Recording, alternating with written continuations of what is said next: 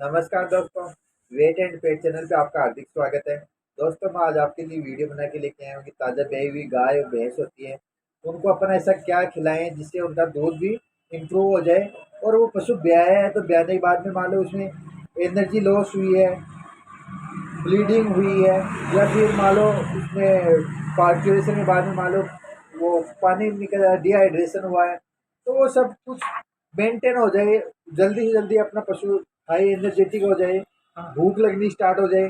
तो उसके लिए पर ऐसा उसको क्या दें जिससे वो अपना पशु, उस पशु को मान लो ऐसा क्या दें जिसमें वो उसके मान लो एक तो किसी प्रकार के मान लो बयाने के बाद में पशु रोगग्रस्त हो जाता है तो रोगग्रस्त नहीं हो, कोई भी किसी प्रकार की मान लो मेटाबॉलिक डिजीज नहीं हो, और पशु मतलब हष्ट पुष्ट ऐसे दिखना चाहिए जो आपको स्क्रीन के ऊपर देखो, एक गाय दिख रही है कितनी हष्ट पुष्ट दिखाई दे रही है। तो ऐसी गाय अब ब्याने के बाद में इतना लीटर दूध हो जाए, तो अपने का टारगेट ये रहता है कि अपना पशु ब्याह गया, ब्याने के बाद में ब्याने से पहले क्या दें और ब्याने के बाद में अपन उस पशु को क्या दें जिससे ऐसे देखो हट्टी कट्टी गाय, इसके अड्डर साइज देखो कितनी बड़ी अड्डर साइज है और कितना ज़्यादा दूध है इसमें। तो इसके लिए और ये पूरा इस गाय को ये जो प्रोटोकॉल है पूरा फॉलो किया करवाया गया है, और उसके थ्रू ही ये इसका इतना दूध बढ़ा है। तो दोस्तों, मैं जो मेरा जानकारी आपको प्रोवाइड करवाने का ये मतलब यही है कि सभी पशुपालक भाइयों के पास में मतलब अपने अब पशु तो वही है, चारा भी वही उतना ही खा रहा है, और उसका मतलब दूध वो कैसे इम्प्रूव करे, ये टारगेट है मेरा भाई। आप अपने उसी पशु से दूध कैसे इम्प्रूव करो, तो उसके लिए मैं आपके लिए वीडियो बना के लेके आया हूँ। तो दोस्तों, आपको मेरा वीडियो अच्छा लगे तो वीडियो को लाइक ज़रूर करना। चलो मैं वीडियो स्टार्ट कर रहा हूँ। कई ताज़ा ब्याह हुआ गाय होती है, भैंस होती है, तो मान लो कई बार किसी प्रकार कई बार गाय होती हैं तो उनको ब्याने के बाद, अभी सीजन भी चल रहा है, अभी गाय भैंस है वो ब्याह गई, ब्याने के बाद में उसके पेशाब के अंदर खून आना स्टार्ट हो जाता है, या भैंस होती है तो उनको पेशाब के अंदर खून आ जाता है, जिसको पीपीएस डिजीज बोलते हैं, PPS post parturition haemoglobin urea. जो डॉक्टर लोग हैं या फिर जो नए प्रैक्टिशनर है वो इसको जानते हैं। तो ये पीपीएस बीमारी हो गई हो, या फिर मान लो कोई भी किसी प्रकार की मान लो मेटाबॉलिक डिजीज हो रखी हो, या पशु मान लो ब्याह गया, ब्याने के बाद में इनफर्टिलिटी मान लो हीट में नहीं आ रहा, या फिर कंसीव नहीं कर रहा, रिपीट ब्रीडिंग में नहीं जाए, तो इसके लिए अपन उसको ऐसा क्या दें जिससे अपना पशु वह जैसे पहले था वैसे वैसे वापस स्वस्थ हो जाए। और मान लो तो उसके लिए मैं आपको बता रहा हूँ कि सबसे पहले पशु मान लो या ब्याने से 10-15 दिन उसके बच्चे हैं तो उसको एक डिवर्मिंग की टेबलेट, पेट के कीड़े के मारने की दवाई उसको जरूर दिलवानी है। तो उसके लिए आप आयरमेक्टिन साल्ट की हाईटेक बोलस आती है विरबे कंपनी की, ये उसको दिलवा सकते हो। ये गोली ब्रॉड स्पेक्ट्रम जो पेट के कीड़े होते हैं उनको किल कर सकती है। और इसको मान लो आप सुबह खाली पेट उस पशु को दिलवाना है। ये कैसे दिलवाने पेट के कीड़े की गोली, ये मेरे चैनल पे इसका अलग से वीडियो बनाया हुआ है, तो वो वहाँ से आप जाके देख सकते हो। सबसे पहले डिवर्मिंग हो गई, या तो आपको उस पशु को मान लो ब्याने से 1 महीने पहले वो सॉरी 15-20 दिन पहले उसको पेट के कीड़े की गोली दिलवानी है, या फिर ब्याने के बाद में भी उसको चालू करवा सकते हो, कोई दिक्कत नहीं किसी प्रकार। उसके बाद में पशु ब्याह गया, ब्याने के बाद में कोई भी अच्छी कम दो अपने को। जेनरिक दवाई नहीं लेंगे, जेनरिक मतलब जो जेनरिक मेडिसिन ऐसी आती है जो मान लो सस्ती आती है और उनका रिजल्ट इतना ज़्यादा देखने को नहीं मिलता। तो अपने कोशिश ये करना, जो मैं दवाई बता रहा हूँ ये मान लो एथिकल है, अच्छी ब्रांड की, कोई भी अच्छी कंपनी अपने को दवाई लेनी है। तो सबसे पहले अपने को मैनकाइंड कंपनी की आती है कैल्शियमस्ट जेल,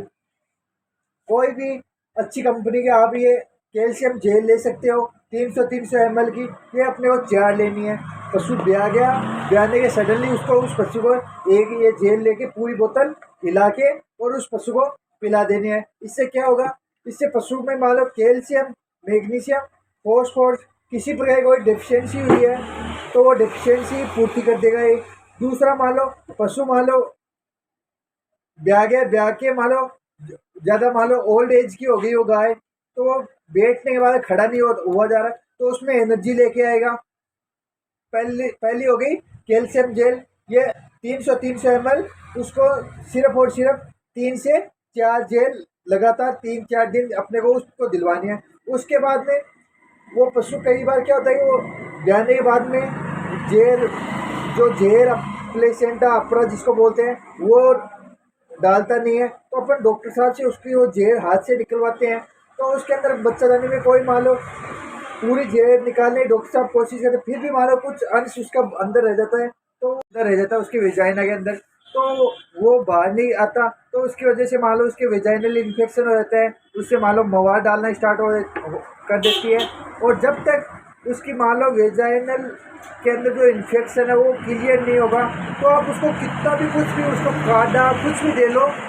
तब तक उसको दूध पशु का दूध बढ़ेगा ही नहीं। तो अपने को कोशिश यही करनी है कि सबसे पहले उस पशु का वेजाइनल के मतलब बच्चेदानी के अंदर किसी प्रकार का इन्फेक्शन हो, जेर अंदर रह गई हो, या फिर अपने आप मान लो पशु ब्याह है फिर भी उसका मान लो मेले नहीं चालते हो, कुछ भी अंदर मान लो थोड़ा बहुत रह जाता है, तो वो बाहर डालने के लिए आप अपने उसको पशु को दवाई पिलवानी है। कौन सी दवाई पिलवानी है, ये भी अच्छी कंपनी की हो, जैसे मान लो मैनकाइंड की हो, वीरबैग की हो, कोई भी अच्छी कंपनी की आप एथिकल ये ले सकते हो। जैसे मान लो ये मैनकाइंड की आती है यूट्रासेट, तो ये उस पशु को मान लो 100 ml सुबह शाम उस पशु को पिलवानी है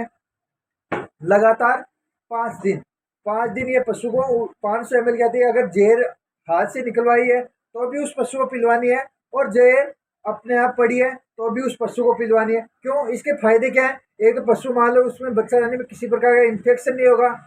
तो वो अगली बार हीट में आएगा, तो ठहरने के इनफर्टिलिटी में नहीं जाएगा, ठहरने के कंसेप्शन रेट ज़्यादा आएगी। दूसरा, बच्चा रहने में किसी भी प्रकार मान लो मवाद वो नहीं है, तो उसे मक्खी मच्छर उसके वेजाइनल के ऊपर घूमते हुए नहीं रहेंगे।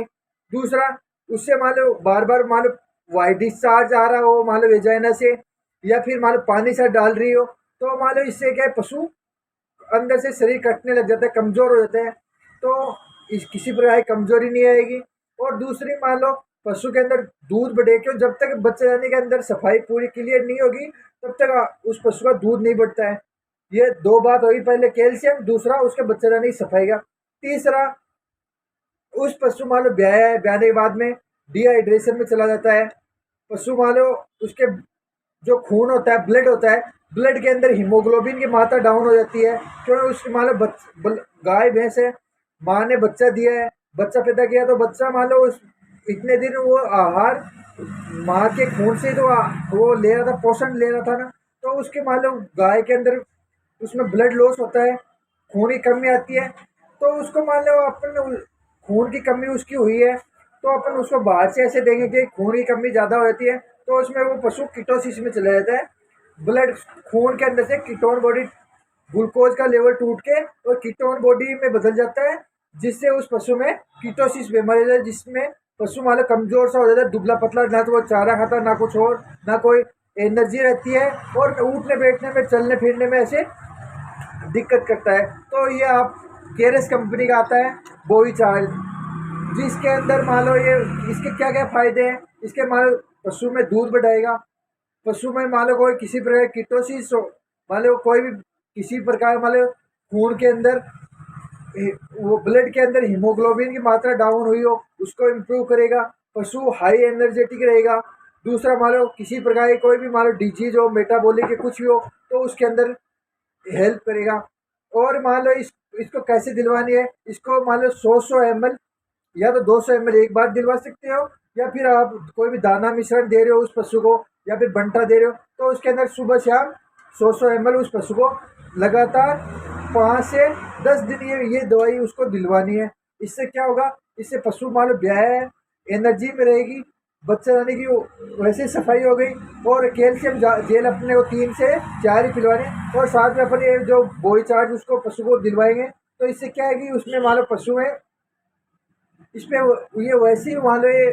पोस्ट काविंग की बनी हुई आती है जो मेडिसिन है ना, ये पोस्ट मतलब बच्चा देने के बाद में पिलाने की आती है, तो इसमें ग्लूकोज का लेवल मेंटेन रहेगा,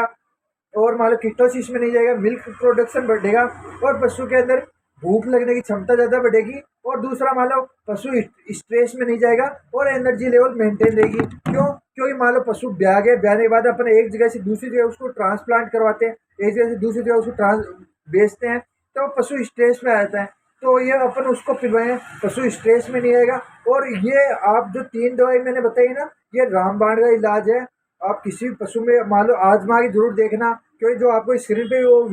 वो फोटो दिख रही थी ना गाय की, उस गाय के अंदर मैंने अप्लाई करवाया था और बहुत ही शानदार इसका दूध बढ़ा था। तो धन्यवाद दोस्तों। आपको मेरा वीडियो अच्छा लगे तो वीडियो को लाइक करना और शेयर करना मत भूलना पशुपालक भाइयों के साथ में। धन्यवाद। जय राम जी की।